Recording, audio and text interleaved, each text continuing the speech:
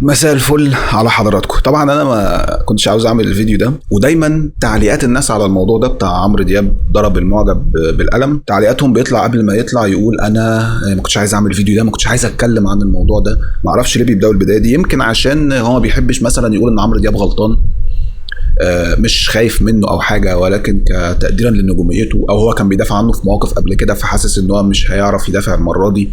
ايا كان، يعني انا ليه ما كنتش عاوز اعمل الفيديو ده؟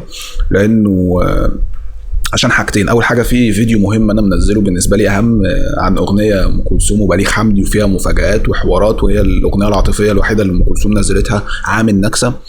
فات الميعاد، اغنيه رهيبه قويه جدا، فده كان فيديو مهم عايز انزله، كنت شغال عليه يعني. تاني حاجه، عشان انا قلت الموضوع ده كل الناس بتحلله، يعني خلاص انت اليوتيوب كله والقنوات كلها، مصر كلها قاعده بتحلل هذا الموقف، فبالتالي قلت خلاص يعني رأيي مش هيبقى مختلف عن الآراء، ولكن اكتشفت انه مختلف. يعني عندي وجهة نظر ما شفتش حد قالها، وهل انت طالع تقول لنا يعني ان انت خلاص وجهات نظرك اللي هي بقول لك الحقيقة، ده اللي انا شايف ده لا يعني بقول لك الحقيقة بعيدا عن غرضي منها ايه. يعني انا بقول لك السبب اللي خلاني عايز اعمل فيديو ان عندي رأي مختلف، فخلاص هتجنن بقى واقوله بما انه مختلف ومحدش قاله، فخلاص عايز اعرضه. طب رأيك المختلف ده عبارة عن ايه؟ عبارة عن ان في حد غلطان اكتر من عمرو دياب واكتر من الراجل. هو كلام الناس كله عن عمرو دياب غلطان، وفي بعض الناس بتقول الراجل اللي غلطان. حلو، انا عندي في حد تاني غلطان جدا واكتر من عمرو دياب. يعني احنا هرتبهم لكم كده من اللي خطأه اقل للي خطأه اكبر. اللي خطأه اقل الراجل.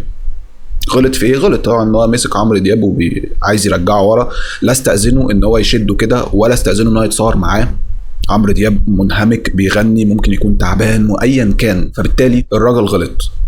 طب الغلطه اللي بعدها غلطه عمرو دياب، وهي اكبر بكتير. اول حاجه لان رد الفعل لا يتناسب مع الفعل، رد الفعل اكبر بكتير، مهين جدا. تاني حاجه لان عمرو دياب نجم كبير فمتعود على هذه الاجواء، يعني متوقع اكيد ان ممكن حد يشده الشده دي عايز يتصور معاه. انما الشاب التاني مش متوقع، هو اكيد لان برضه في ناس تقول لك هو ليه ما ضربوش القلم قلمين؟ يا عم هي بلطجه وخلاص، هي خناقه، اكيد اتصدم. مش في ناس انت بتسمع كده لما كان نور الشريف الفنان العظيم بيتكلم عن في التمثيل، يعني ان لما واحد يسمع خبر وفاه في ناس بتصوت وتصرخ برد فعل كبير قوي، وفي ناس ما بتفضل كده مساهمه ما بيعلقش بولا كلمه. ده ليه؟ ده هل مش فارق معاه؟ لا، ده اتصدم صدمه لدرجه انه مش قادر يتحرك.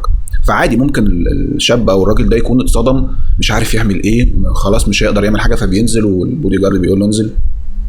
فقصد اقول يعني انه هو في الاول وفي الاخر عمرو دياب كنجم كبير متوقع حاجه زي كده، انما الشاب ما كانش متوقع. وايا كان حتى لو غلط هو غرضه شريف وعايز يتصور معاك، ما طلعش متحرش مثلا، ما طلعش حرامي عايز يسرقك، ما طلعش. فدي نقطه مهمه تخلي الغلطه عند عمرو دياب اكبر بكتير. مين بقى اللي غلطان اكتر منهم؟ هما الاثنين اللي بيدافع عن عمرو دياب.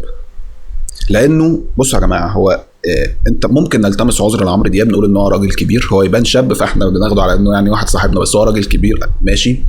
ممكن يكون كان تعبان بيغني بيشتغل، ممكن يكون رد فعل سريع، هو ما لحقش يفكر، هو فقد شعوره، وهو زي زله اللسان كده، دي ممكن تبقى زله ايد، ما قدرش يسيطر على نفسه، ممكن يكون ندم بعدها بس ما لحقش يفكر في لحظتها.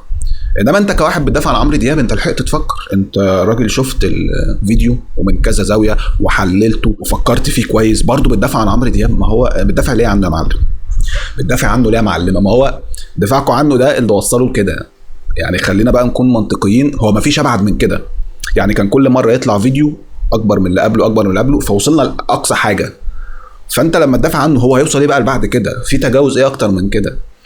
فبرضه الدفاع عن عمرو دياب، يا عم حط نفسك مكان الاثنين، حط نفسك مكان عمرو دياب. الولد مسكه من جنبه كان ممكن يزق ايده ويمشي ويسيبه، ده عقاب حلو اهو لذيذ، ما زقيت ايده وخليته ما يتصورش معايا. لكن انت حط نفسك بقى مكان الشاب، انت عايز تتصور، ممكن يكون اتهوس ان هو في مكان في عمرو دياب نجم كبير قوي، ما اعرفش هشوفه تاني ولا لا في حياتي، فعايز اتصور معاه باي شكل. غلطت بس قمت لقيت واحد ضربك على وشك، فدي انا شايفها حاجه كبيره جدا. وشكرا والسلام عليكم ورحمه الله وبركاته.